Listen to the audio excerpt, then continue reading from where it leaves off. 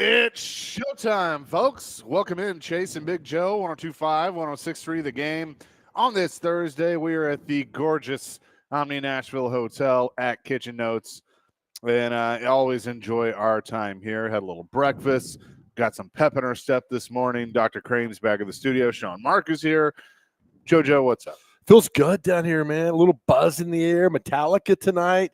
The weather's kind of crazy right now, but it's kind of weird but cool. Now, I heard a rumor Uh-huh.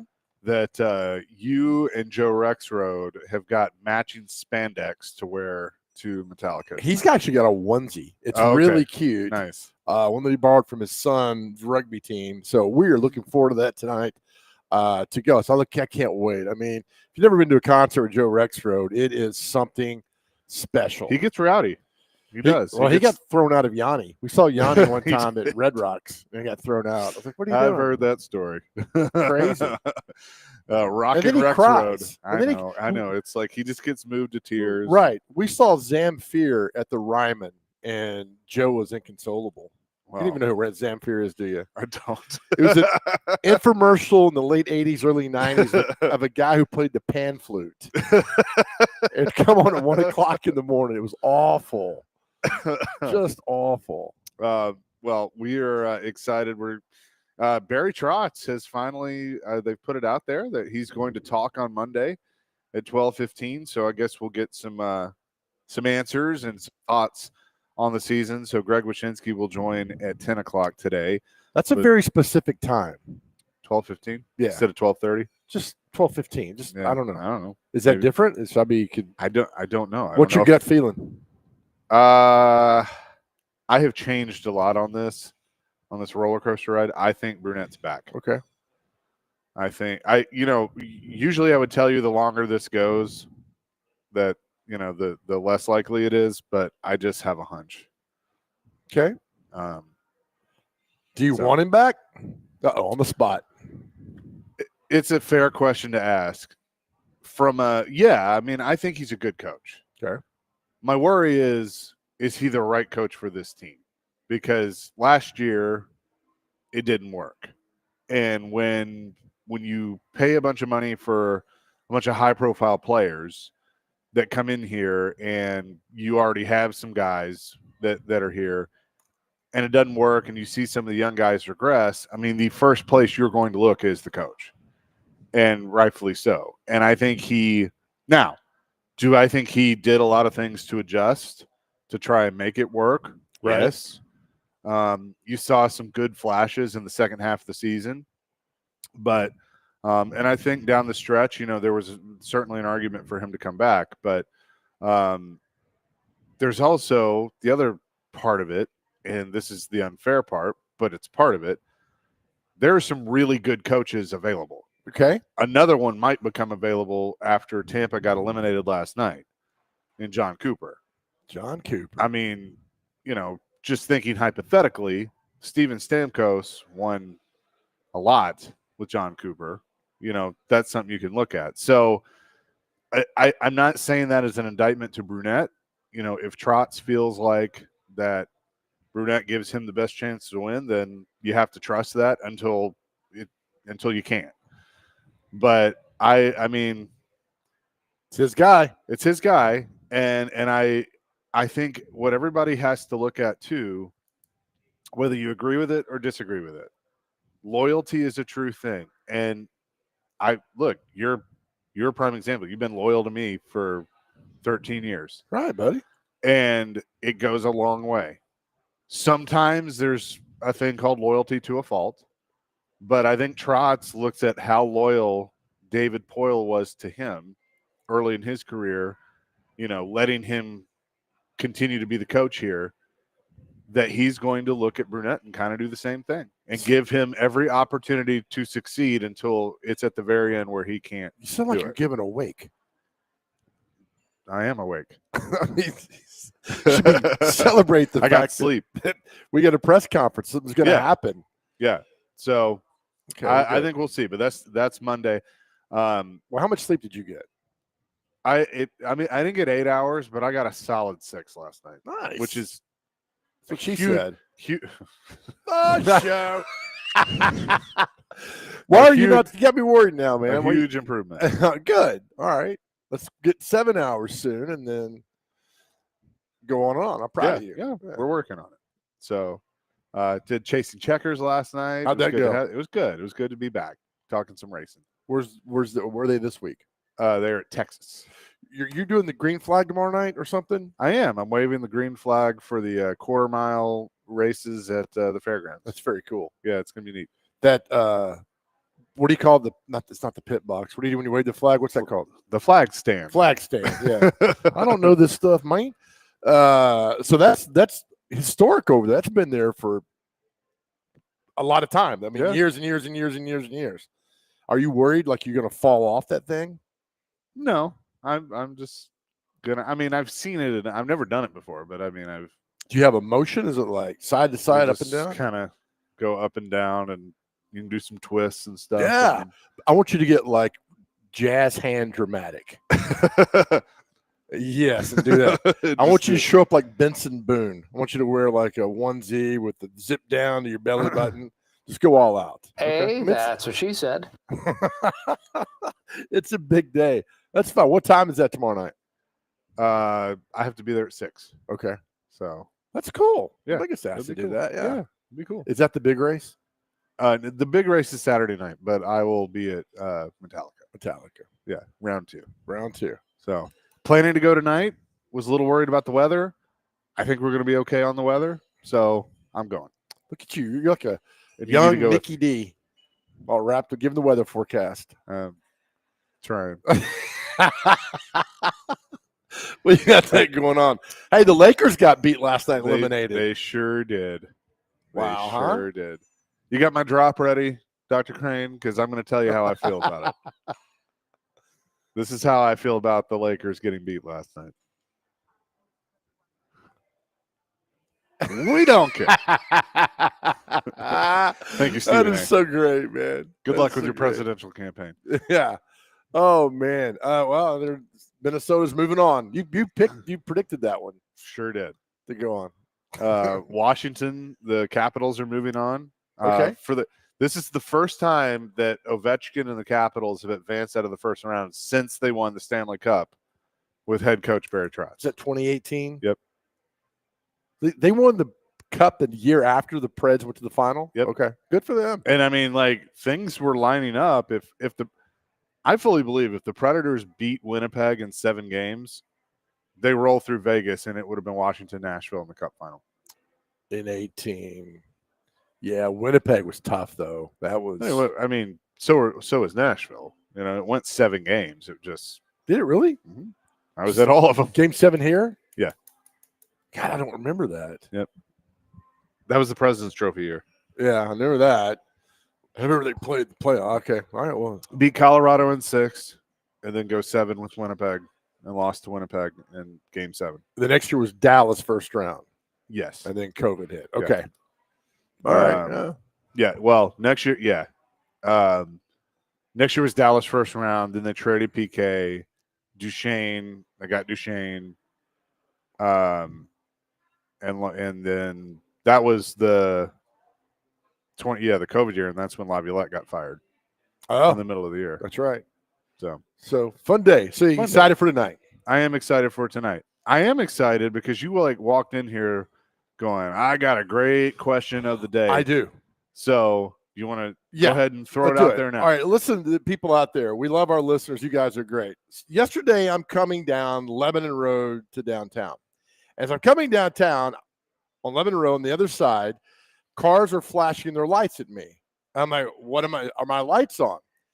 They were signaling to me that there was a speed trap at the bottom of Lebanon Road. And my question is, do you flash your lights to let other cars know there's a cop at the end there with the radar? Because I'm telling you, every car was flashing their lights. I do. Yeah, I do. I'm not telling, not one. There's probably 20 cars, every one of them. Yeah, I do.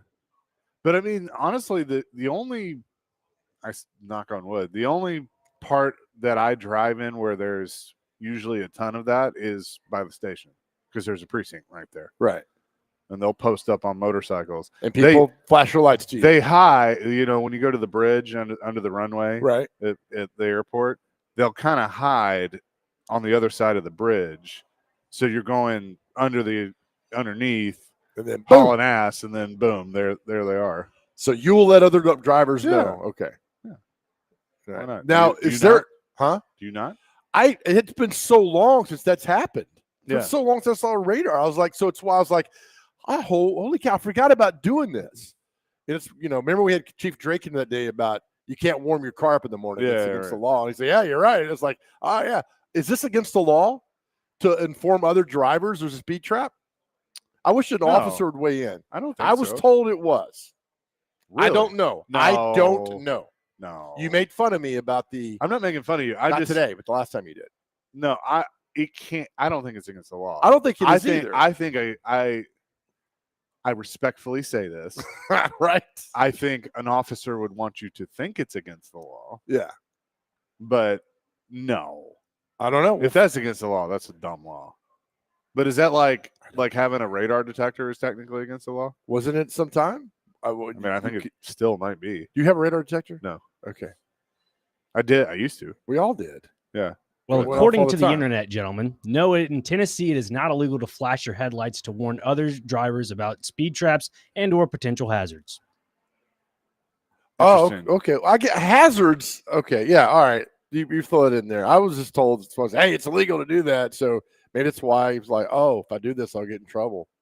All right, 615-737-1025. That is our phone and text line, driven by WilsonCountyHyundai.com. We already have a cop that's weighed in, so we'll read his or her response. Coming up next, we're live today at the Omni Nashville Hotel, which is the proud sponsor of the Chase and Big Joe Show at Kitchen Notes. We'll continue next. 102.5, 106.3 The Game.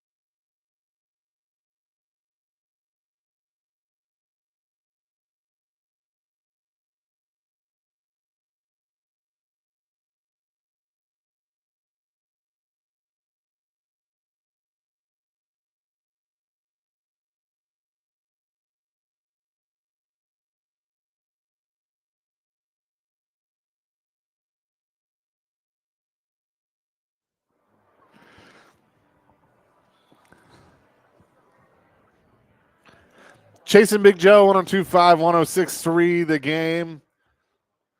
What is it that they used to have? Cops follows the men and women of law enforcement. That's a great show. God, we all watch it back. All in the suspects are innocent until proven Right. guilty in a court of law. Yeah. Such a great show. So our question of the day, look, we could talk about this stuff, or we could talk about Bill Belichick and his girlfriend. Oh, okay. I mean, that is kind of interesting. So It is. we might have to actually get into that. Right. But 615-737-1025, do you flash your high beams to oncoming traffic to warn them of a speed trap? Yes. And then the question has been raised, is it illegal to do so? We do have a few law enforcement, men and women of law enforcement that have weighed in. But Tommy says, and you can call or text 615-737-1025. Tommy says, I absolutely flash to let folks know. The hell with the government. They got enough money from us. I alert everyone I pass for at least a mile or so. Wes and Hermitage, I absolutely flash my lights at people daily, all day long. I think if the police are going to be sneaky and hide, then I'm going to be bleepy and tell on them. It is what it is. Drew in Columbia says, no, the limit is the limit. Do that if there is a road hazard or similar. So Okay. saying Done. go the speed limit. Okay. Now, what if you flash your lights and there's a cop coming, and he knows what you're doing? So you're not. It's not a ticket, but I mean, I'm gonna need them to tell me. Yeah. Okay. Gator Tim says it's not against the law. Police will try to configure a law against flashing your lights on your vehicle. Okay. Matt from Paris, Apple. This is true. Apple Maps warns you and lets you know about speed traps. But most of the as I'm map- passing by them. Yeah. I'm like, damn it. there is a speed trap. Whoop, whoop. Let's see. It would never hold up in court. Some town cops claim that it's small towns, maybe on a large scale, it's totally legal. They will pull you over illegally if they see you do it, though. So kind of at your own risk. AK, never do illegal things at once. So back if they will do it, they see you. They'll pull you over. If they see you do it. Yeah. Is that what they say? Okay. Now 7640 says high beams illegal. Just flashing headlights equals okay. Well, that would be it. I mean, when you flash your, are mine when I flash my lights? Is that high beams? I don't know. I'm never in front of my car. So here's what I've been looking for. As an officer in the state of Tennessee, it is in fact against the law, while it's not directly expressed that you can't flash your high beams. Having your high beams on when there is oncoming traffic is illegal. Now, I had no idea on that. See, there's a little modicum of the truth. Now I would like an apology from you and Dr. Crane, because y'all made fun of me back in January about you can't warm your car up in the morning because it's against the law. I didn't make fun of you. You scoffed at me in front. Joe. In fact, Don Aaron was like, called me later and was like, hey, man, I'm sorry that Chase and Nick made fun of you. I'm like, that's okay, Don. You're just like But you Shedeur were Sanders. You want to be a victim now. But you didn't know that when you were like, yeah, so we found out. So there is a little modicum but of here's the truth. thing, and I'm going to tell on myself, my previous car, the lights were not great. And so I would turn the high beams on a lot at night. Now, they were definitely bright, but not as bright as they could be. Mm-hmm. But I cruised around with those all the time, including passing cops, and nothing ever happened. Oh, back up. Your lights were. Why didn't you get your lights checked out and not just? Because I got a new car. Don't question how my brain works sometimes. I've learned just to kind of roll. All right, I'm good. All right, that's fine. Let's go to John on our phone line. He says ticket for flashing lights. John, what's up?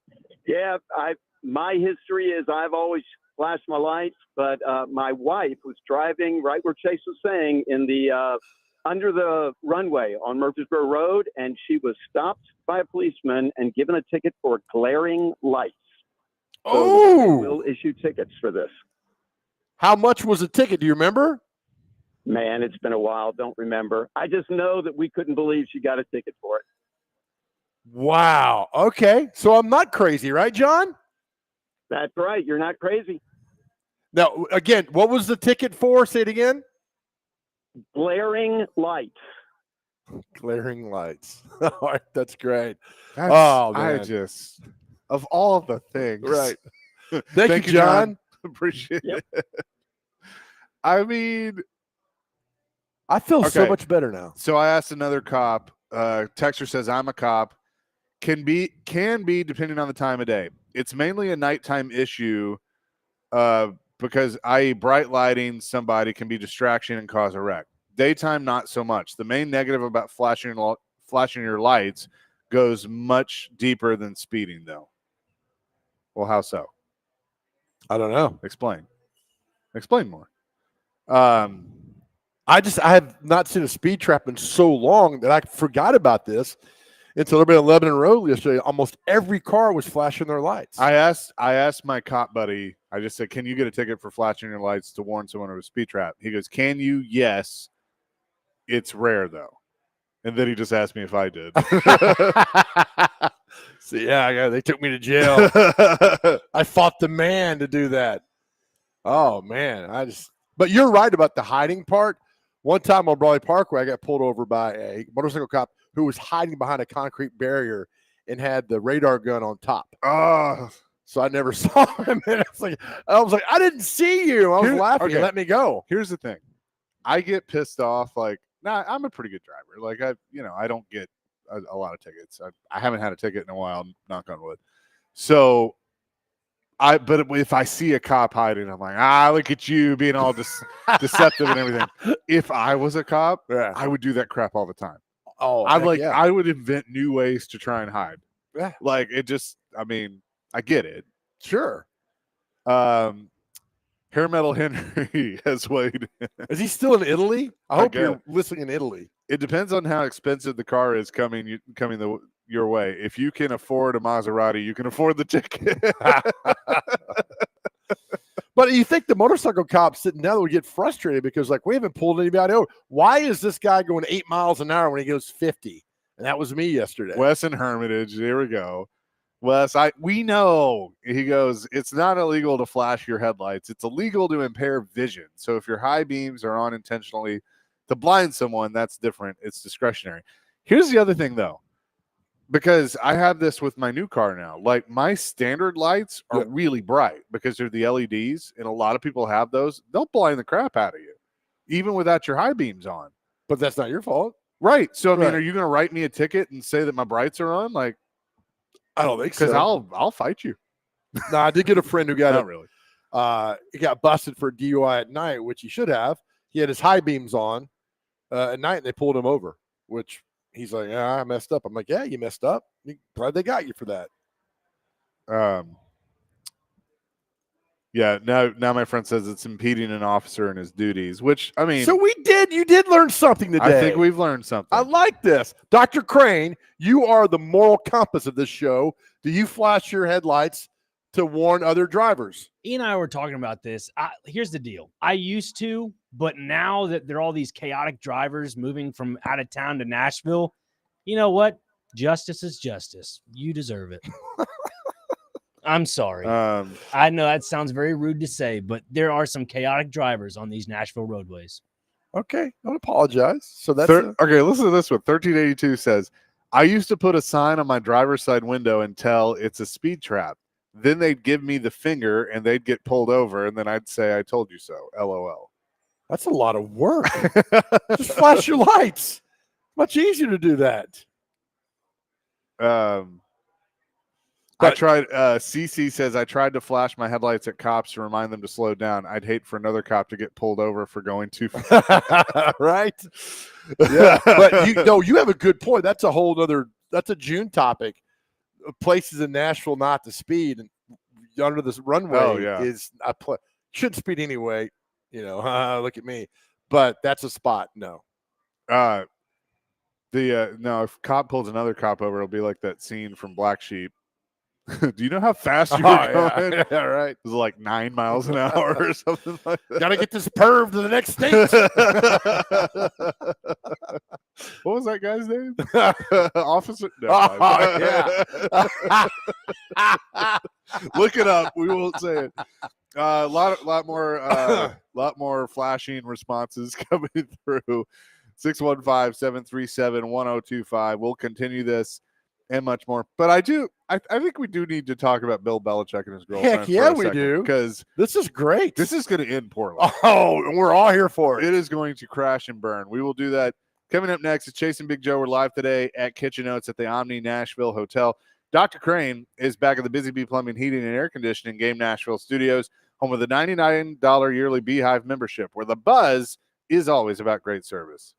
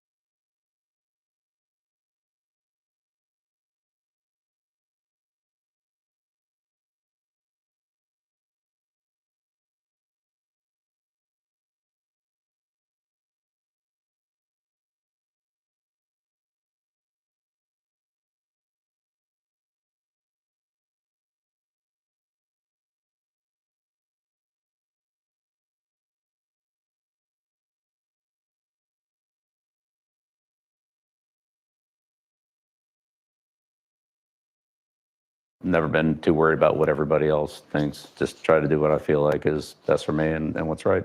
How did you guys meet? Not talking about this. No. No.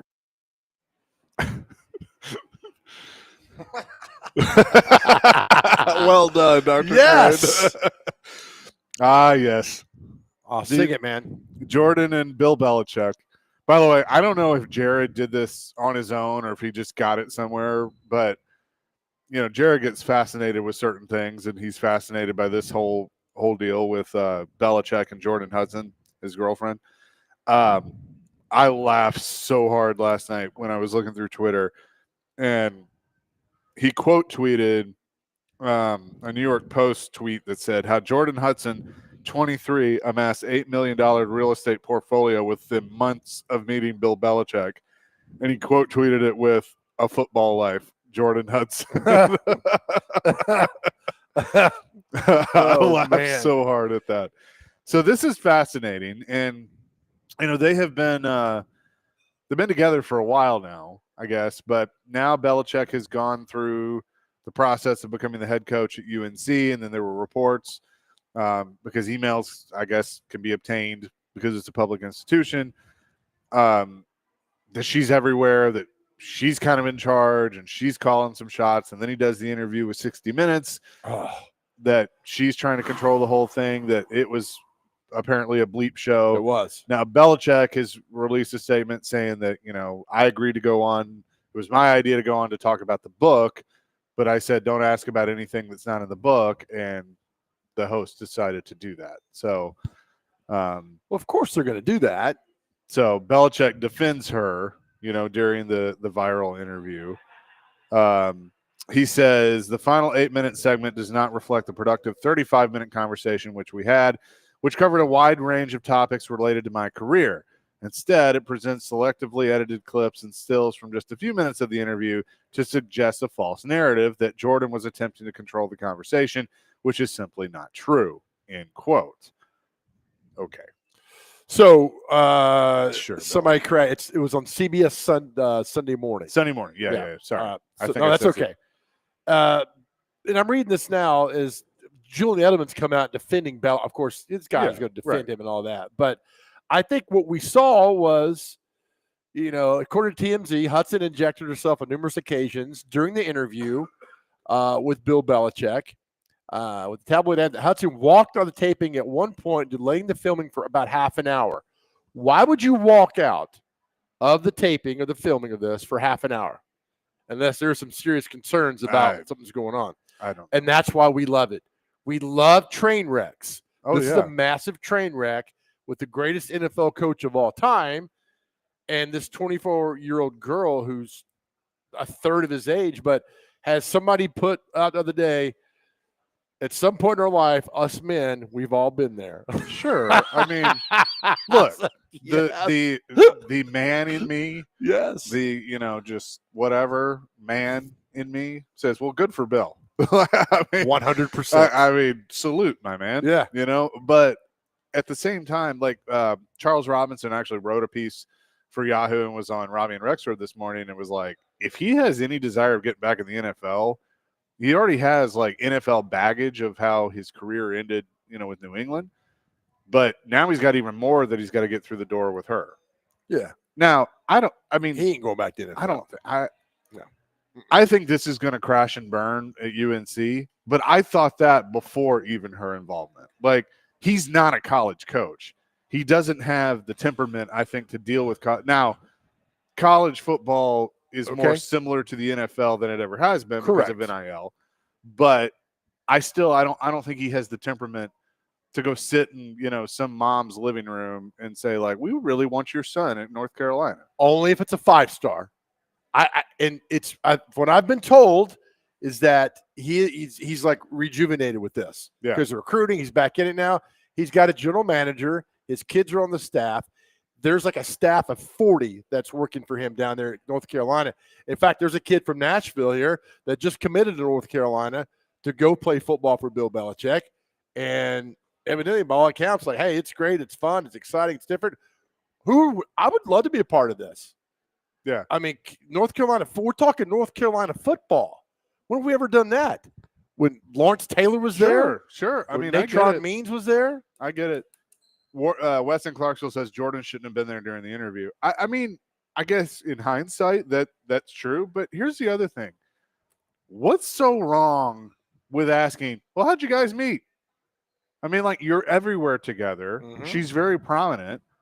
My thing is just be like, yeah, you know. I mean, we met, and I mean, he said that in the statement or whatever, and just like embrace it. Yeah, right. Like It's it's not a big deal. I mean, maybe you think it's a big deal, but I don't think it's that big of a deal. I mean, we have seen stories of two people, usually a man being the older one and a female together with a huge age difference. Yeah.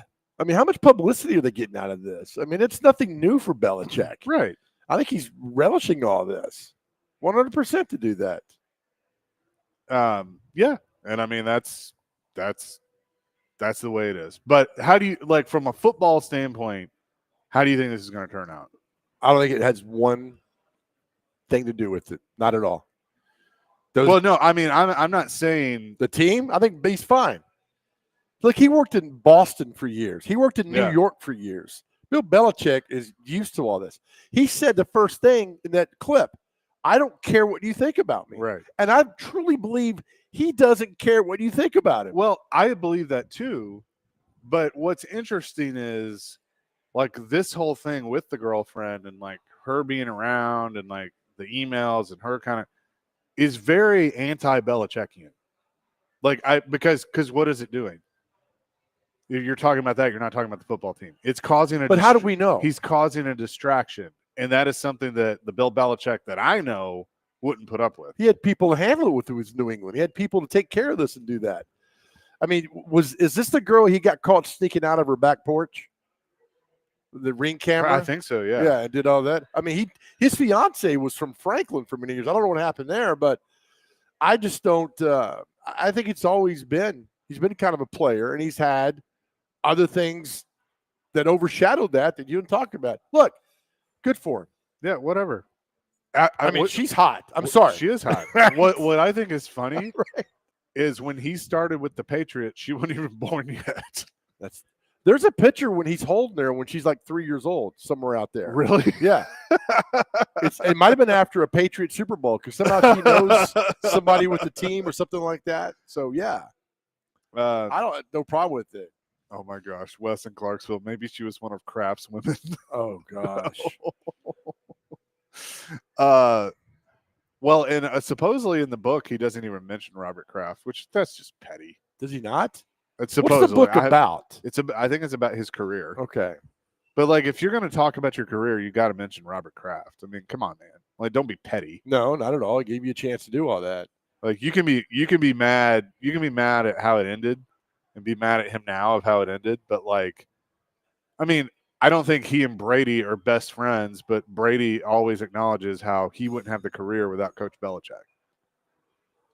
I can see that. Yeah, I mean, Brady gives credit where credit is due. Bill needs to do the same thing with Kraft. Well, I mean, because here's the thing: when he got hired as the head coach of the Patriots, he had failed in Cleveland as a head coach. He did.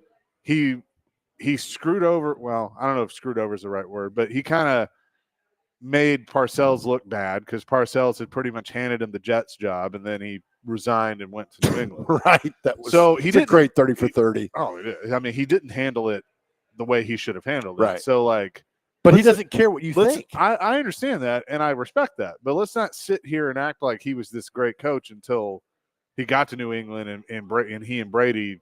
No, well, look at his together. record. Look at his record without Brady. It's terrible. It's terrible. But I don't Didn't blame he kick him. Kozar off the team and He did. in Cleveland? And Kozar went and won a Super Bowl with your Cowboys in '93. Yeah, he's a backup. I don't. It's the to me kind of like the Joe Montana Jerry Rice argument. Well, Joe Montana Jerry Rice, not Joe Montana's fault. Bill Belichick got Tom Brady. Not Bill Belichick's fault to do that. And look, he was a great defensive coordinator for the Giants, a great defensive coordinator, and he had turned out being one of the greatest coaches ever. Now you could talk about the cheating and all that. He got away with it for the most part, and all that. That kind of taints his record a little bit, Yeah. but now I think he's rejuvenated again. Patrick says yes to what you guys have said. Every guy has been there, and it will happen till the end of time. Right. She is walking Viagra. She's walking by. Oh my goodness! Again, and we're not demeaning anything. She's No, beautiful. no. She She's- is, and I mean, she's. I don't know that much about her other than she's Bill Belichick's 24-year-old girlfriend. So, is she Yoko? Oh well, I mean, she's But not she didn't- breaking anything up. she didn't break but- up the beat. No, like had she been here 5 years ago, or well, a little longer than that now, but 6-7 years ago, Yoko Eh, or her her and broken up the. at 17. I knew you were going to do that. He's in jail. At 24. Okay. But and broken up like Brady and all of them, then yeah, maybe. Okay. But no, I mean, I bet I see what you're. But it just gets better every day. And now everybody wants to know where they met. And the whole thing came out about her possibly having another job, how they met, and on and on. I don't know, but this is one you get to sit back and watch. Justin and Greenbrier. I'm sorry, but he realized he was a bum after Brady left. Bill couldn't get a job in the NFL anywhere else because of the stink that was following him. He has gone to college. Now he's dating a woman that could be in college. What could they possibly have in common? Just you. Oh man. So does she get free tuition since he works there? I don't know what she's not know because they're not. Does he have, you know what's funny? I mean, I guess he has to rent a car for her because she can't rent a car. God, that's right. Yep. You see the video of her walking to the airport? She wears her jacket down low. Oh yeah. It's like, what is going on? Look, 1978. Joe, if I was 73 and dating someone in their 20s, I'd be rejuvenated as well. right. Oh, here's Byron. She's Anna Nicole. Anna Nicole. Anna Nicole Smith. Remember she married the old man? Yeah. And she said she was in love, and he had no Yeah. idea who she was. Yeah. But Belichick's not near death, though. No, right. Right. 615-737-1025.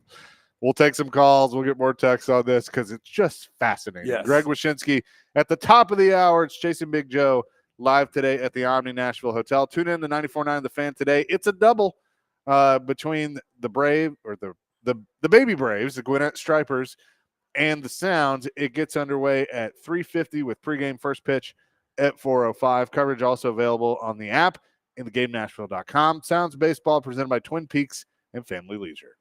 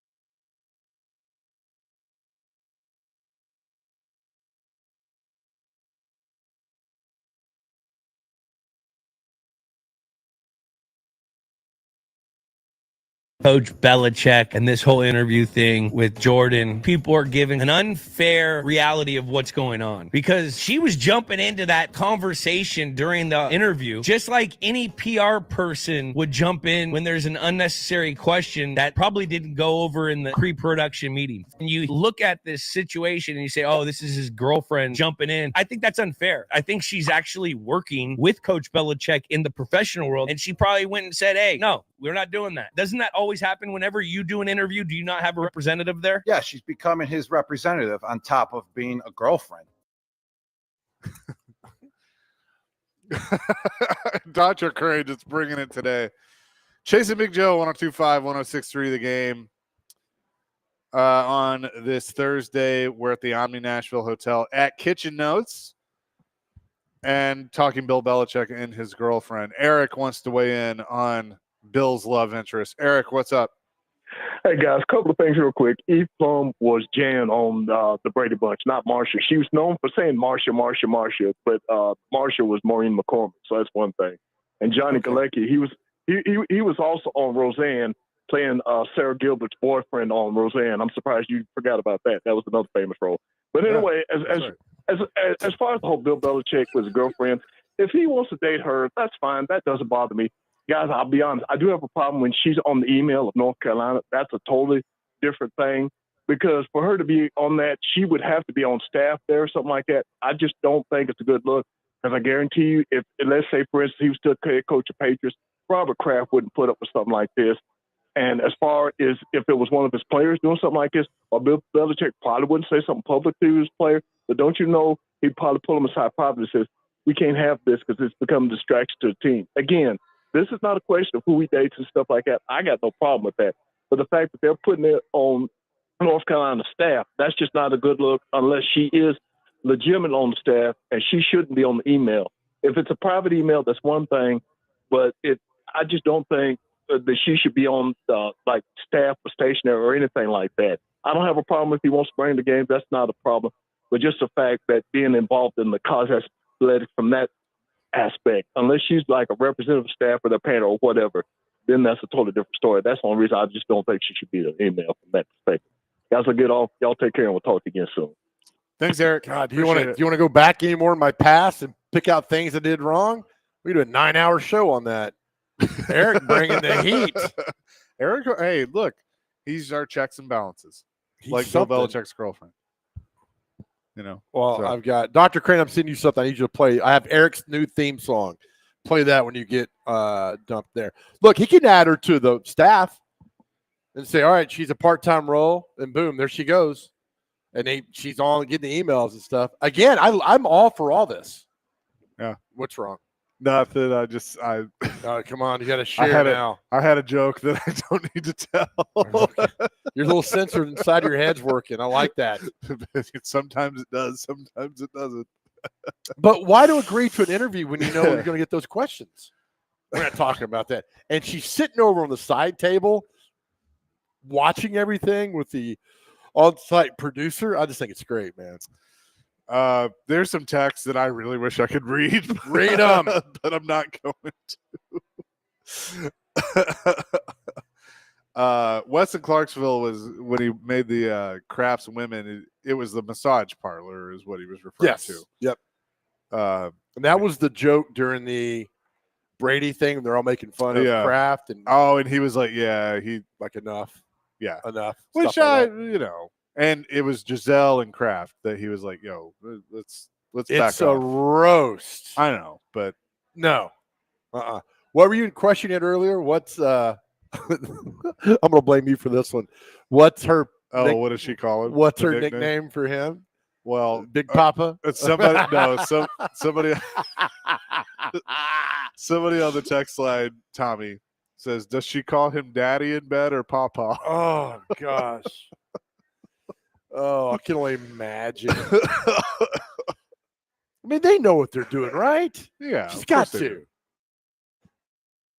What a show so far. Do you blink your lights to let other drivers know when there's a speed trap and Bill Belichick's world? All right, this is a good text. If this was 20 or 30 years ago, he would get a Playboy interview. Just sign of the times. He would have. because those are where the big like when something big happened, the big interviews they were usually in Playboy. That's where the whole joke of I read it for the articles. That's right. Yeah. There are still- other things. Do you still read it for the articles? No, I don't read it. I don't. Does it even exist anymore? I don't know.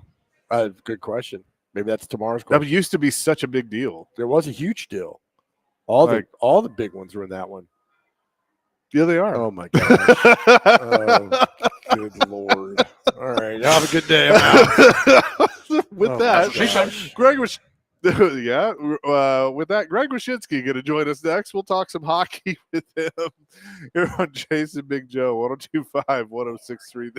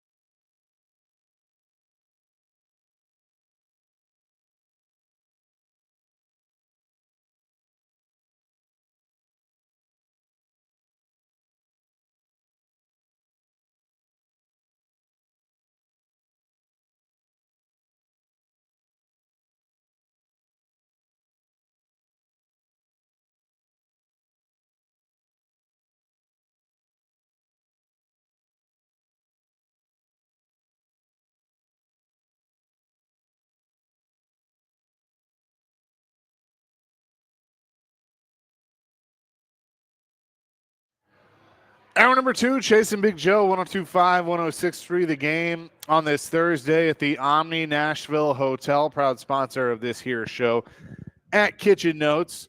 And as we do every Thursday at this time, we say hello to Greg Wyshynski, ESPN senior NHL writer, brought to you by Old National Bank. Get old.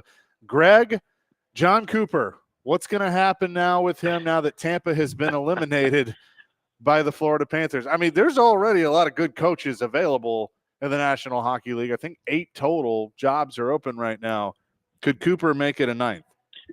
He could, and but let's also look at the other side of that coin, which is how many good jobs are available. Not necessarily teams that are going to win the Stanley Cup next year, but when's the last time we've had Chicago, the Rangers, Boston, like all open at the same time? It's if you're looking to get to one of those prestige franchises, Pittsburgh too, now is the time to do it. Philly as well. Shoot, like we got a ton of them. So, I mean, if you're John Cooper, or if you're Rick Tocchet made his decision, you still have Quenneville out there. Now you have Sullivan too. Like there's a ton of guys that are out there that are great. Cooper could throw his hat in the ring. So I'll reiterate what I said on the Merrick versus Wyshynski podcast on Jeff Merrick's show, The Sheet, on Tuesday, which is John Cooper has a relationship with Ryan Smith, the owner of the Utah team, and they're golfing buddies, they're friends. And so there's been speculation within the league for a little bit that if Cooper was eventually going to ever part ways with Tampa, it may be to take a huge deal and be a big influential part of the Utah franchise, which I guess we know is going to be called the Mammoth now, as we found out this week. Even though they didn't want us to find out. So that's been kind of the theory. It's playing the old hockey, who do you know and what's your relationship with this guy kind of game, and trying to figure out where he might go next. But that's assuming a couple things. One, he's got another year on his contract. He did not talk last night like a guy who was looking to leave. I mean, he talked about, trying to get the Lightning back to a place where they're now the big dog in the state instead of the Panthers. He's got a family, and they've got deep roots in that area in Tampa.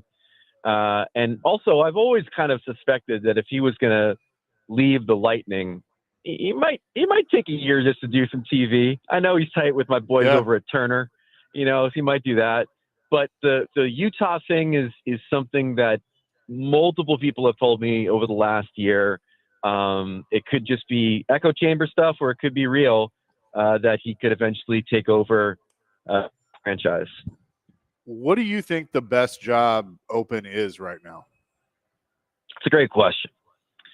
I think if you're looking to be as close to winning as you can with the current state of the roster, it's probably the Rangers, because of Shesterkin, because of Adam Fox, Lafreniere's there, JT Miller. They're going to try to reshape the roster to be a little bit more like JT Miller and a little bit less like Mika Zibanejad. And so I think that job, even though the team hasn't won since '94, I think that job has a lot of pieces in place that are intriguing. I think all the jobs that are open have their virtues. So the only one that I'm a little bit specious about is Seattle. I mean, they made the change from Ron Francis to Jason Botterill. Francis is still kind of the part of the franchise and overseeing hockey operations. I'm not enamored with the direction of that team. I'd probably have to wait to see if Botterill could put his stamp on that place before I would jump in. But that's the only one that I'm a little bit wary about. Every other place has some virtue as a job. Real quick, I don't know if you saw Barry Trotz is scheduled to do his end of season availability that he hadn't done yet on Monday at 12:15. I have been so up and down on where this is going to go. Like, it's truly been a roller coaster. I thought at the end of the year, Brunette's going to be back. I heard some of the comments from Marchessault and Stamkos and some of the other players, and I thought, oh, maybe he may not be. And the longer it went, I thought, oh, that doesn't look good. Ultimately, I'm back to I think he's back. And it's being truthful, I think it's going to be a hard sell to the fan base. But Barry Trotz, covered him a long time, know him as a coach.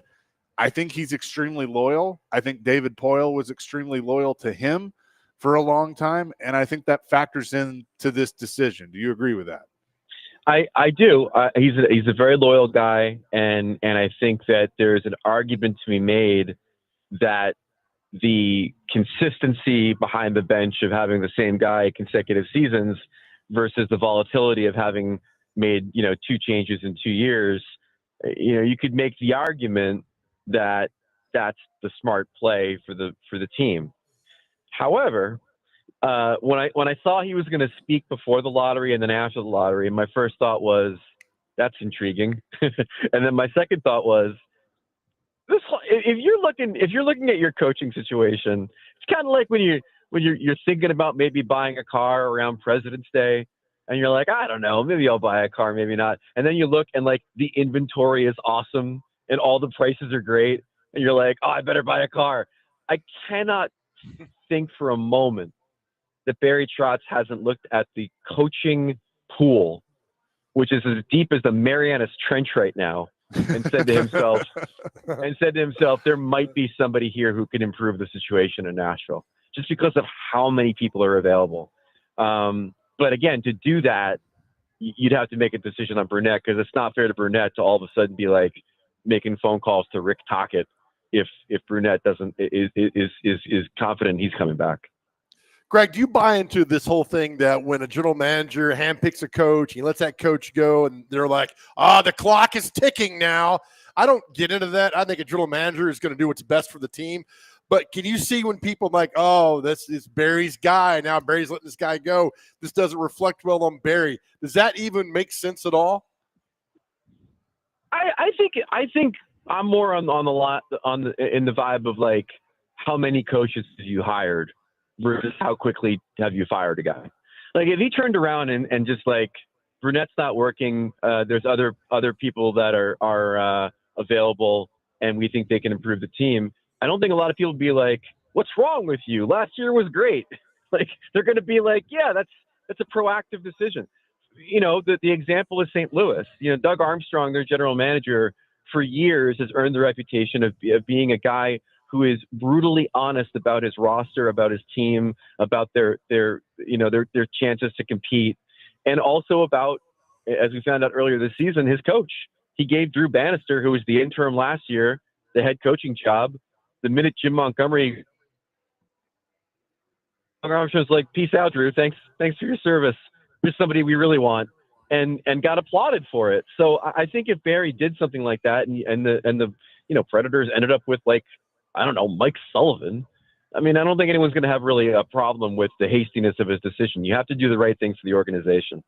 All right, Chase, we talked about this, about patience that Poyle had with Trotz, and you briefly mentioned that to Trotz. Yeah, at some point. Yes. Yeah. Right? I mean, look, I think that Trotz is doing the same thing. I think Barry's acknowledged that for sure, that David had that, and so I think he's definitely doing the same thing for Brunette. He knows that it was a bad year, but was it a bad year that can easily be fixed, or was it a bad year because of the coaching and because of the system that ultimately the way to fix it is changing the coach? I don't think we know the answer to that yet. We don't, and I think the other part of this too, and it kind of speaks to the novice general manager part of it, as well, is how much is construction part of this equation? How much is the team that Barry put together part of the equation? If you are firing the coach after one season, you are basically saying that you believe the team that you constructed is good enough to compete under another coach's hand. And I think with some self-reflection, Barry probably wouldn't agree with that. I think he probably feels like he needs to build a better team as well. Well, with that, let's hope Barry did not read the comments when it came out that Brunette was selected to be the assistant coach for Team Canada, because, Greg, some of these comments were funny and some were like, oh, my goodness. It was about 99% negative. Yeah, but they're dumb. Like, those are dummies saying those things. Right. Because if there's one thing Brunette's shown, is that he's a damn good assistant coach. We're still – jury's out on head coach. But, like, the work he did in Jersey, the work he did for Joel Quenneville in Florida – like, we know he can do that job pretty well. So anybody poo-pooing that doesn't know what they're talking about. Greg Wyshynski is with us from ESPN. So looking at the playoffs, we got, 4 game sixes tonight across ESPN and the Turner networks, which, I mean, I have been very intrigued by these playoffs, but I'm going to say this. If Ottawa beats Toronto tonight and forces a game 7 after Toronto had a stranglehold on this series, I would not want to step foot in the city of Toronto until this series is over. Yeah, because they're going to lose Game 7. I mean, let's just be honest. 100%. But that series is really intriguing to me for one reason, which is that Craig Berube has not been there for other playoff disasters in Toronto. And when they hired Craig Berube as the coach, they hired him partially because of the work he did in St. Louis when they won the Cup, in having that team overcome adversity, forget about the weird stuff that happened, that hand pass in overtime that got missed, all that other stuff that went on with them. Like, he did a really good job managing the psychology of that Blues team all season long, when they were in the basement to the point when they were on top throughout the playoffs. And so the idea that he could do that for Toronto has always been the most intriguing thing about this version of the Leafs. And it's the greatest challenge is, can you get them to forget about what happened on home ice in Game 5, get refocused, and put this series away before they put themselves behind the 8 ball? And if they do it, then we might have a little something here in Toronto, because they've not been able to do this sort of thing before. Well, and I don't know if you completely agree with this or not, but like the East has kind of gone, except for that series, it's kind of gone the way that I thought it would. Lightning and Panthers, I had the Lightning, but that could have been a toss-up. The West is where they're all going to – whoever comes out of the West is going to feel like they've taken 2 spears from Braun Breaker by the time they get to the Stanley Cup final. Well, it's funny you should say that, because, like, as brutal as the Dallas-Colorado series has been, if Dallas can get past them, they're actually going to get healthier. They should get Robertson back at some point. They might get Heiskanen back, before we know it. And so they're in a position where they just have to survive this series, and they might be in a better place because of it. But you're right. I mean, the West is brutal. And guess what? Congratulations. Whoever comes out of the West, you'll probably only have to take a bludgeoning from the Panthers in the Stanley Cup final based on how things are breaking in the East right now. Yeah. Do you think, Washington won their first series since winning the Cup in 2018. The Hurricanes is not going to be easy by any means, but I think I lean Washington in that one. I do too. I think the Caps have been severely underrated because they don't really have a lot of star players beyond Ovechkin. But you look at what they did in that series against Montreal. And again, Montreal's not a very good team. They were like a minus 21 goal differential entering the playoffs, and they're young and they're not ready for this yet. But, the Caps didn't give them any oxygen for an upset bid. They did the opposite of the Leafs, which is every time Montreal thought they had a little something going, Washington shut it down. I love the Caps goaltending. I think their depth is great. I think they get a different hero every night. I watched every game of that Carolina Jersey series and was left unimpressed with Carolina, to be honest with you. Their penalty kill is the best in the league. But there's a lot of depth on that team that doesn't really impress me. And I think ultimately, if the Capitals play to their abilities, they should win that series and advance to the conference final. Greg, before we let you go, we want to know, do you have an opinion on the Bill Belichick drama and train wreck going on?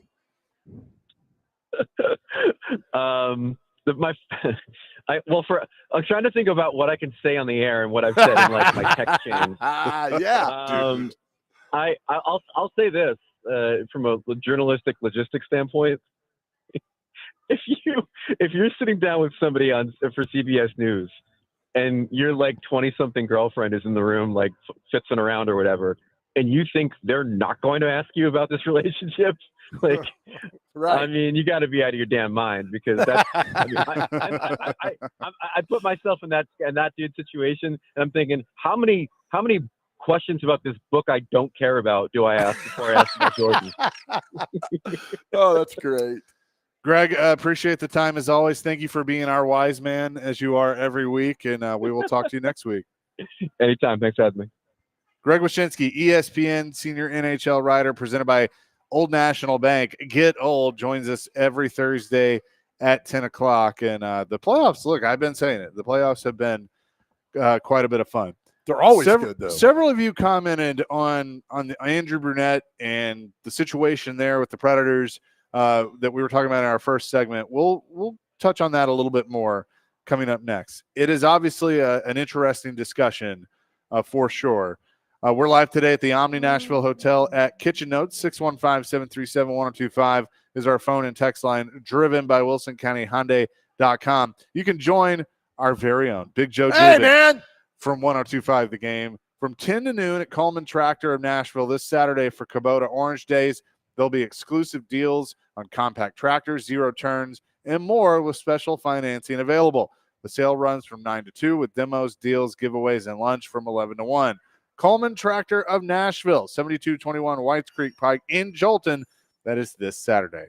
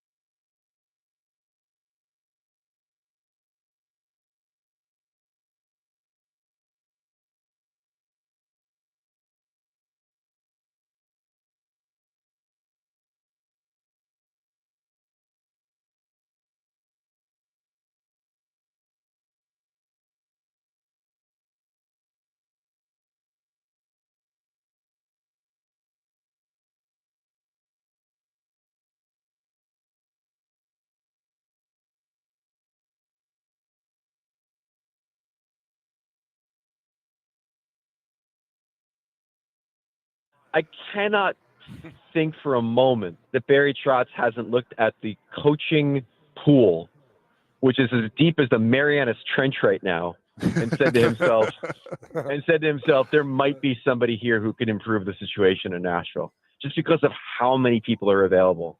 But again, to do that, you'd have to make a decision on Brunette, because it's not fair to Brunette to all of a sudden be like making phone calls to Rick Tocchet if Brunette is confident he's coming back. Chasing Big Joe, 102.5, 106.3 the game.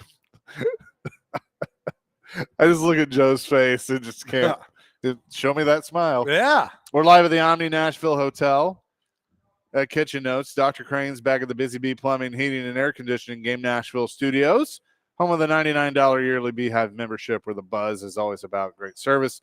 Appreciate Greg Wyshynski for joining us here on the program. And so we started the show with this. Barry Trotz scheduled to meet with the media for the first time since the playoffs, since the regular season ended. He will do that on Monday at 12:15. Also, it is the draft lottery that night, so the Predators will find out where, in fact, they will be picking.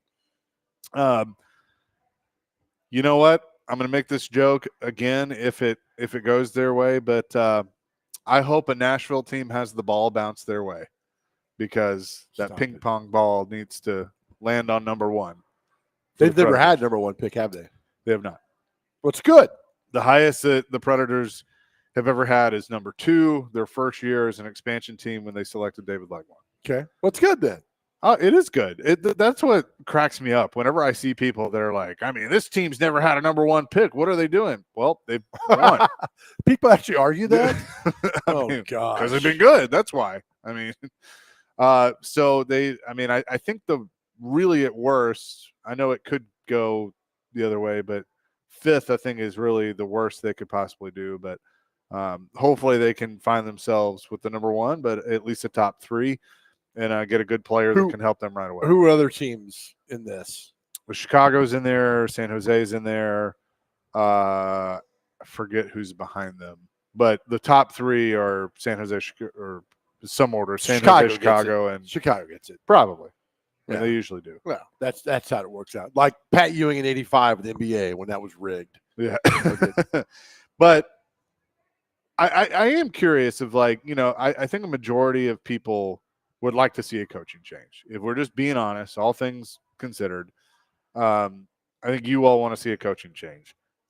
Obviously, something has to be different. My worry is, I'm typically the type that I think a guy should get an opportunity to fix his mistakes. Okay. Barry's going to get an opportunity to fix his mistakes as the general manager. And he's admitted he's got to be better as a general manager in some of the things he does. So he's going to get an opportunity to try and fix that. Brunette has, tried to change things as the year went on. I think they got themselves in too deep of a hole to get out of. So the question is, does he deserve a chance to try and fix it? The problem with that is, if you don't make the move now, you're going to miss out on some really good coaches. All right. I think he comes back. Ultimately, I think he's coming back. And then you have a third of next season to prove to me that I made the right decision. And that's what I think is going to happen too. Like, if by Thanksgiving they're not in a playoff spot, he's going to get fired. But then you don't have the Sullivans and the Coopers and, those guys, or not Cooper. Cooper's not available yet, but Tocchet, some of these guys that are out there. Now, maybe they don't get hired. Maybe they're sitting out there. Potentially, but there's 8 jobs open right now. Okay. So, I think these guys are going to get a chance. Bring it back. You got a third of the next season. You have 27 games, whatever it is, to prove to me roughly that you've got this done. If it's not done, then you're gone. And I think that doesn't need to be known to us. Yeah. It needs to be known to him and go forward. But I think you should get one more chance to do this. And now we're on the same page. Now there's no more excuses. Real quick, Dr. Crane shared this. The draft lottery, so San Jose has a 25.5% chance of getting the number 1 pick. Chicago with a 13.5, Nashville 11.5, Philadelphia 9.5, Boston 8.5. Good Lord. There's no way Nashville cracks that top 4. It's all fixed. I think they'll be top 3. You're very Oh. negative. I'm Why just are you so saying negative. they like Boston, Philadelphia, Chicago more than they like Nashville. Right, but it's a ping pong ball. You're waiting on a ping pong ball to bounce. The thing weighted down, buddy. Okay. It drops All right. down. Wait and see. You were just a conspiracy theorist. I am, and I'm usually correct. Except 8784. I was correct So you're about. telling me there's a chance? Yes, thank you. Yeah. I mean, if they get it, that's great. But we'll see. I don't. To me, it's so different. The draft is and all the leagues, especially the NHL. But bring him back. See what he can do. Bring him back. Put all the questions aside. Now you get to do that. You go to camp knowing here's what's happening, and go forward, man. So, but they're not asking me, and they should. So you're on board with him coming back? Yeah, and giving him another chance. Why not? Okay. We're always quick to fire people. Get out of here. I think everybody's too quick to fire people. Right. But I made the argument in the season when everybody was calling for him, like, let's run it out, see what happens. Right. My thing is Barry Trotz has to truly ask himself, is Andrew Brunette the best guy to coach this team? I just pictured Barry in front of the mirror, shirt off, shaven. Barry, is this where you want to go? Oh, God. The things that pop in your head. Can you tell that Hal Gill story about Barry Trotz? No. Please. Yeah. We need to get your filter to work again on what's for the radio, what's not for the radio. Can you that's Callahan today. What do you think Pred should do, Brian? What would you do if I did? Oh, I'd love it. I would absolutely Hey, love Brian, it's Chase McCabe, 102.5, 106.3 The Game, 94.9 The Fan, Sports Talk 830, Yeah. Cromwell Digital, Chasing Checkers podcast. I'm just curious. What do you? I forgot I was going to say now. People wanted you fired. Do you think Brunette should get fired? Oh, that's terrible. I'm not going to do that. And then out of the back room, Dwight comes bouncing on your head, throws you out. Oh, man. We're going to have to ask you to leave. No, I would not do that. Uh. But look, and I just put it on X of, do you think Brunette will be back? Oh, did you do a little poll? I didn't do a poll. I just, you can comment. You can comment on it. But I like your polls. Thank you. But who is that? That's Michael Scott. Was that Michael Scott? Okay, Yeah, he's just quick eating one. food while doing it. That's what she said. Oh, I man. just liked it. That's what she said. Well, is that where that whole phrase came from? The I Office. think so. Yeah. Yeah. I'll just never forget. There was a Family Guy where Peter kept saying it, and he says it, and Brian looks at him and is like, "If you say that's what she said one more time, I swear I'm going to bop you," or something like that. And it's so funny. That's why I first started. Yeah. Yeah. So 615-737-1025. Do you think Andrew Brunette will be back? Do you think he should be back with the Nashville Predators? I want to hear from all of you. What do you think? We will answer some of those texts and calls coming up next. Chasing Big Joe. We're live at the Omni Nashville Hotel at Kitchen Notes. And also want you to sign up for the 615 Open Charity Golf Tournament, benefiting Folds of Honor, presented by Gary Force Accurate, Hermitage Golf Course, Thursday, May 29th. You can sign up to play or sponsor at 615open.com.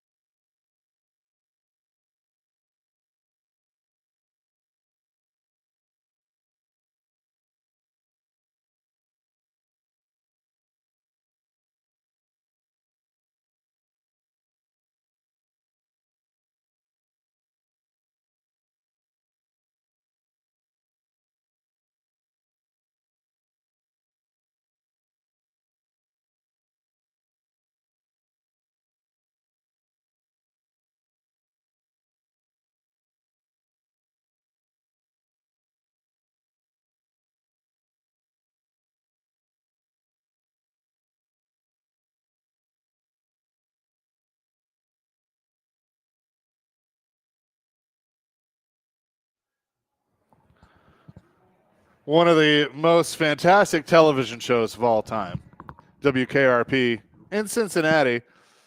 This week's Nashville Best Deal is Prince's Hot Chicken, the original and iconic hot chicken joint. For a limited time, grab half off a $25 gift card at theGameNashville.com/deals.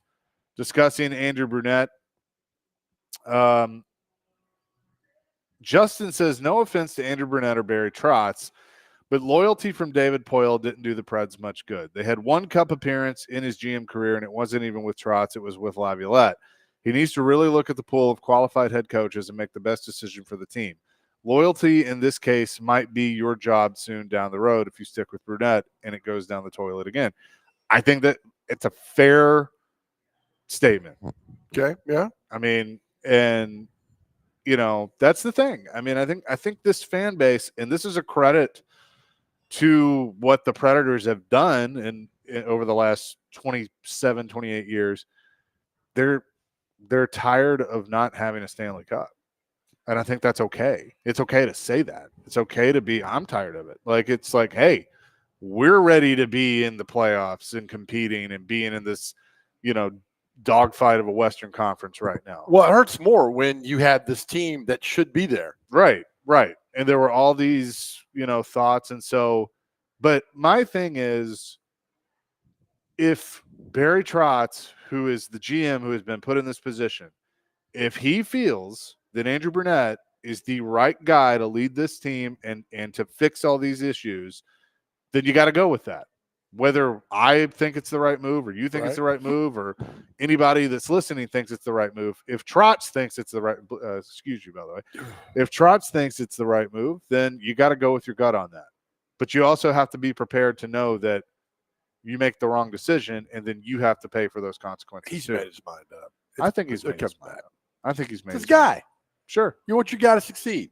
Tommy said, I think we bring him back. Team across all sports are too fast at pulling the rug out when a coach has taken a team to the playoffs. I feel like they deserve a minimum of 3 years at least. That's also a fair point. They were a playoff team last year. So what happened? What happened? Why were they so bad? I think that Brunette and Trotz overestimated that Marchessault, Shea, and Stamkos would come in here and fit right away.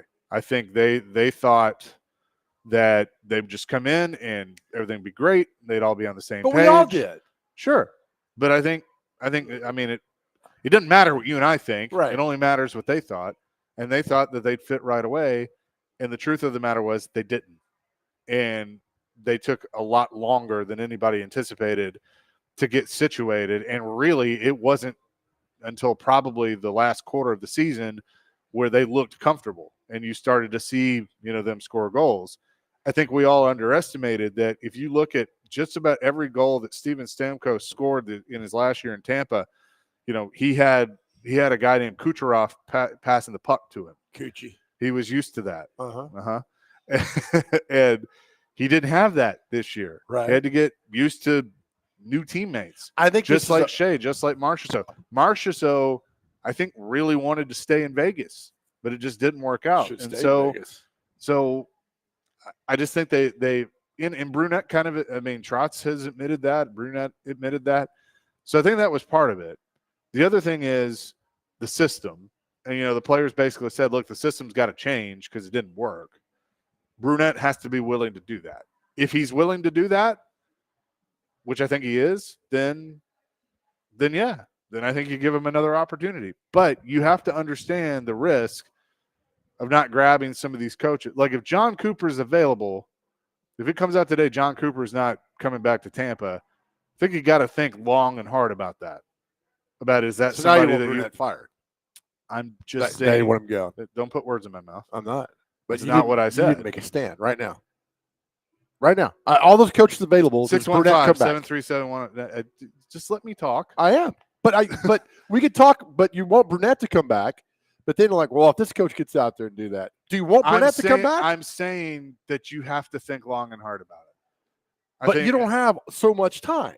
Well, he's had 2 weeks. So, I mean, you don't get another 60 days. Right. But, I mean, I'm saying you have to be sure. I'm not the one making the decision. I know that. But you have a lot of hockey knowledge. Okay, you want me to make a stand? Yeah. I think you should make a coaching change. Okay. And I like Andrew Brunette. I think Andrew Burnett's a good Good. coach. Say it. It's I But like I think it. he should make a change. Okay. I don't think he should. I think it's his guy. But you know more about this than I do. Right. I just know about loyalty. That's it between those two guys. And that guy, he brought him in. That's his guy. That's Trotz's guy. If it doesn't work out, they're like, God, that was my guy. I thought I could get it done. That's where my thing is. What worries me is the players, like Marcia So especially, were very, very open. And it wasn't a personal thing. It was just, hey, the system didn't work. Well, if the system didn't work, the system's connected to the coach. I'm not saying he can't change it. He maybe he can. He's a young coach. He's adaptable. He's changed it. Like he has changed it. But if there's a coach like Tocchet, or I love Rick Tocchet. I think Rick Tocchet is a great coach. Played at Pittsburgh, I think Philadelphia, but he's most recently with Vancouver. Okay. Mike Sullivan's a 2-time Cup winning coach. Now granted he had Sidney Crosby, but he's used to coaching high profile players. So if those guys are more equipped to coach more of a high profile player, like some of the guys that Trotz brought in, you're in a short window. So you have to make the tough call and make those decisions. I'm with you. I ultimately don't think that's what he's going to do. And if he doesn't do that, I'm going to support Trotz's decision. But that's kind of where I'm at. So if he brought in a Cooper or a Tocchet or one of these other guys, Sullivan. Well, we need to quit saying Cooper because he's not available. But, okay. But right. All right, whoever. Would there be a with the fan base?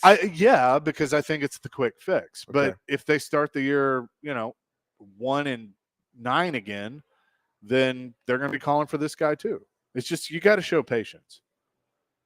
Well, I'm not a GM. But again, I see the sides. I see both sides of why there's an argument to give him another chance because he's taking this team to the playoffs a year ago. But I also see a reasoning for moving on. So that's why that's why it's hard for me to be definitive. But to be definitive, to pick a side, I would say make a change. Okay. Well, we'll see on Monday. Now I don't know. I would not want to be in that situation to have to do that. I just think it's not a win-win. And Tom makes a great point. You can't lose sight of the elephant in the room. Money, coaching changes, and non-changes directly affect that. I mean, and here's the deal: like all these players that you brought in aren't going anywhere. They have trade protection. They have they have contract protection. So, unfortunately, it's easier to change the coach than it is the players. It's always been that way. Rob wants to weigh in on the Preds. Rob, what's up? Hey guys, enjoy the show. Thank you. Just a quick theory of why the season started off so bad. It seems, I remember in that last week before the season started, the preseason games, and guys were not playing. And a lot of the new additions to the team were not playing, and they weren't playing with their line mates. And I kind of felt like this is going to get off to a bad start because no one's really taking the preseason seriously, and nobody is really playing together, and lines take chemistry. And it seems like Brunette was really, really lax on that last week or two of the preseason. Just my theory as to why it started off so bad, and they never recovered. So hopefully he learns from that, but that's just a theory of why it started off so bad. Appreciate the call, Rob. Thank you. Good call. Thank you, Rob. 0900 says Dale. I don't know who Dale is. Dale Earnhardt. Good coaches can lose the room. Bruno has lost the room. Need a new voice with new ideas. I think it's about. I'm not going to go that far. I think it's 80-20. I'm reading this stuff right now, these comments. I think it's 80-20 that. Oh, I think a majority of the fan base wants a change. Here's. I think a majority of the fan base wants a change. They want Trotz to get it right because everybody loves and respects Barry Trotz. Right. But there's a lot of worry right now. Yeah. And look, that's going to happen when you have a bad season after being expected to have a good season. That's right. When you're expected to have a bad season, you have a good season, then, it is what Everybody's it is. good. Everybody's happy. But when you're expected to have a good season and you have a crappy one, then that's what happens. So, we will continue to monitor that. But coming up next, we're going to feel good to end the show. What day is it? And celebrity birthdays. We will do that here on the Chasing Big Joe, 102.5, 106.3 The Game.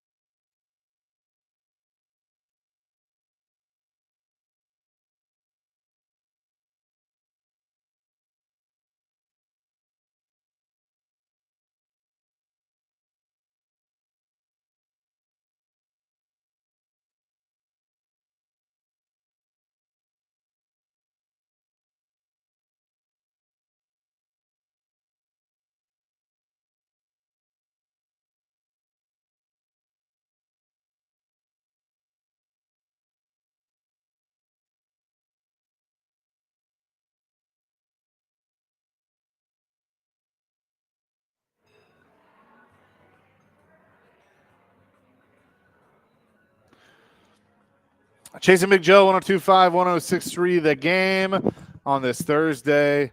We're live at the Omni Nashville Hotel at Kitchen Notes. Let's move quick. Let's get to it. What day is it? And celebrity birthdays. Dun, dun, dun, dun. Brought to you by Jarrett Companies, Inc. Above and beyond industry standards, electrical services, installations, inspections, upgrades, and replacements. Just visit them at jarrettcompaniesinc.com. All right, gentlemen. First on the list, we have frequent flyer days. So if you're a flyer, there you go. You frequent miles, all the above. We also have couple Like a appreciation Philadelphia day. Flyer? That too. I mean, that's fine with that. Let's see. CSS reboot day. Is there a picture of me and Chase? No. Executive coaching day. Couples appreciation day. Global love day. International workers day. Keep kids alive. Drive 25 day. So stay on the speed limit there. Law day. Lay day, the little Hawaiian, flower necklace thing. Loyalty day. Thanks. May day. Bill Belichick thinks something different. National Chocolate Parfait Day. National Day of Prayer. National Day of Reason. National Mother Goose Day. I don't know if anybody has a mother goose, but, some may look at it as a father duck, one or the other. Let's see. National Purebred Dog Day. National Salad Day. National Save the Rhinos Day. This is another one that might be up somebody's alley. Therapeutic Massage Awareness Day. And to wrap it up, we also have Bread Pudding Recipe Exchange Day. Love me some good bread pudding. Love it. That's Chase and Ricky used to try to save the Rhinos every weekend on Broadway, but they're good now. All right, time for celebrity birthdays. Got these within 2 years. Our first birthday, listens to the show all the time. Down at Leapers Fork. Tim McGraw. How old's buddy Tim McGraw today? Tim McGraw is 63. 54. 58. Movie director Wes Anderson. 59. 63. 56. Julie Benz, the actress. Wasn't she in Modern Family? Is that what she's on? Maybe not. She's gorgeous. 47. 44. 53. I'm sure Eric will call up in a minute and tell me I'm wrong. You remember what you did back in 2010? You were on there too. Why are you pushing the mic so close? I don't know. Singer Judy Collins. 74. 77. 86. Maplewood High School graduate Rita Coolidge. Chase's love is taking me higher. How old is Rita Coolidge? 68. 74. 80. You guys are terrible today. Thanks. Ray Parker Jr., the singer, songwriter of Ghostbusters. There you go, Kyle. Got sued for that. Ray Parker Jr., 64. 65. 71. God, we're shut out here so far. Let me see who else I've got here. Singer Tina Campbell of Mary Mary. How old is she today? I'm running out of birthdays. 55. 58. 51. Oh, Dr. Cran let you go the other way, she said. Former Redskins receiver Gary Clark. I can't stand it. Gary Clark is 72. 77. 63. God, we're still at 0. Curtis Martin. 57. 63. 52. It's terrible. Austin Crocier or whatever, basketball player. He's an announcer now. 48. 54. 50. Chase on the board, 1-0. Two birthdays left. Wes Welker. Wes Welker is 47. 48. 44. Last birthday. The beautiful, talented J.J. Dubin. How old is J.J. Dubin today? Wait, today's his birthday, May 1st. So my good friend Ashley, it's her birthday too. So Is it happy really? birthday to Ashley and JJ. Perfect. JJ Dubin is 19 today. 18. It doesn't count. He's 19.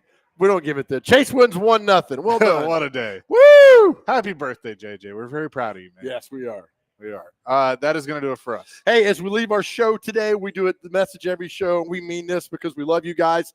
If you are struggling, something's going on in your life, you need to talk to somebody, please. 988 on your cell phone. You can call or text, or you can reach out to us. We love talking to you guys. Thank you for trusting us. We know that we love you and that you love us. We're doing this together. More than anything else, know that your journey's special and you are wonderful. Never forget that. We love you. More importantly, more than anything else in the world, God loves you. Amen to that. Peace, love, rock and roll. DVD coming up next. 102.5, 106.3. That game.